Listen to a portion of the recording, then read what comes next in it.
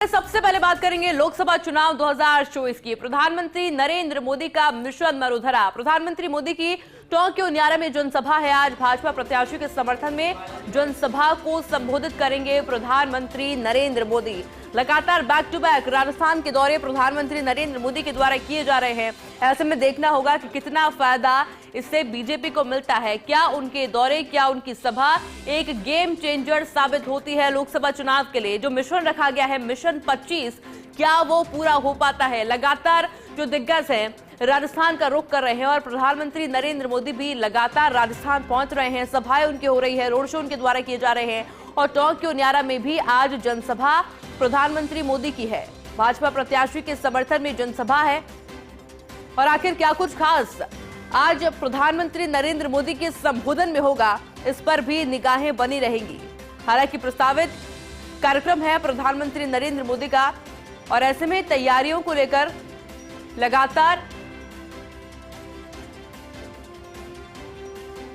जानकारी भी हम आपको दे रहे हैं, लगातार अपडेट हम आपको दे रहे हैं, क्योंकि जनता का पहुंचना शुरू हो चुका है। उत्साह उनके अंदर है। महिलाएं जिनको प्राथमिकता देते हुए प्रधानमंत्री नरेंद्र मोदी नजर आते हैं। महिलाओं में भी काफी ज्यादा उत्साह है और वो भी बढ़ चढ़कर सभा स्थल पर पहुंच रही हैं। प्रधानमंत्री नरेंद्र मोदी के स्वागत को लेकर तमाम तैयारियां पूरी हो चुकी है। और क्योंकि देखिए दूसरे चरण के मतदान में अब बहुत ज्यादा समय नहीं रह गया है और इसलिए लगातार बैक टू बैक दौरे प्रधानमंत्री नरेंद्र मोदी कर रहे हैं और साथ में केंद्र की योजनाओं को गिनाते हैं और कांग्रेस पर भी जमकर निशाना साधते हैं। अभी तक का क्या कुछ समीकरण रहा है वो भी हम आपको ग्राफिक्स के माध्यम से दिखा रहे हैं और इसी खबर पर अधिक जानकारी के लिए मेरे साथ सहयोगी जियाउद्दीन भी जुड़ चुके हैं। जियाउद्दीन, क्या कुछ तैयारियां प्रधानमंत्री नरेंद्र मोदी के स्वागत में?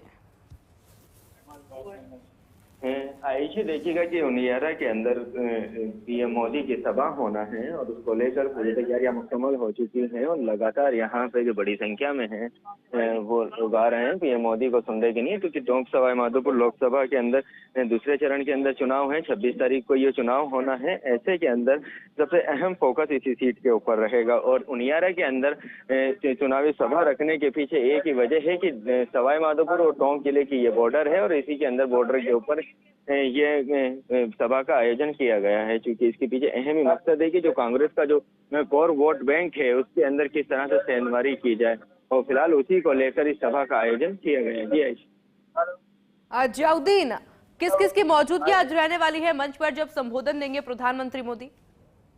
देखिएगा कि जब पीएम मोदी का यहाँ पे संबोधन शुरू होगा, जब सीएम भजनलाल शर्मा जो वो बीजेपी जो प्रदेश प्रभारी हैं और तमाम जो बीजेपी के दिग्गज नेता हैं वो यहाँ पर रहेंगे और खासतौर से वो नेता भी मौजूद रहेंगे जिनका प्रभाव टोंक सवाई माधोपुर सीट के ऊपर नजर आ सकता है। जी जियाउद्दीन, जरा राजनीतिक समीकरण इस सीट का समझाएंगे, कितना फायदा प्रधानमंत्री मोदी के आने से होगा इस सीट पर? चूंकि देखिएगा कि पिछले अगर लोकसभा चुनाव की बात की जाए तो पीएम मोदी ने अपने चुनाव प्रचार का आगाज जो राजस्थान के अंदर किया था वो टोंक से किया था।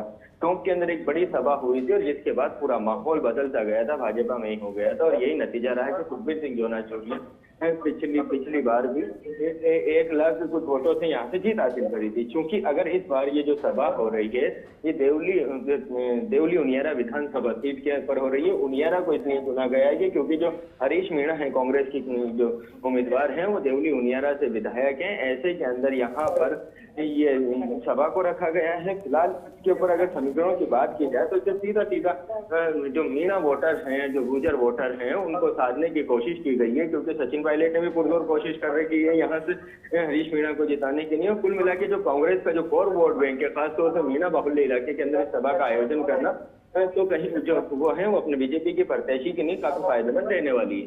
जी बिल्कुल जियाउद्दीन, नजर बना रखिएगा, आगे भी अपडेट आपसे लेते रहेंगे। फिलहाल के लिए आपका बहुत बहुत शुक्रिया।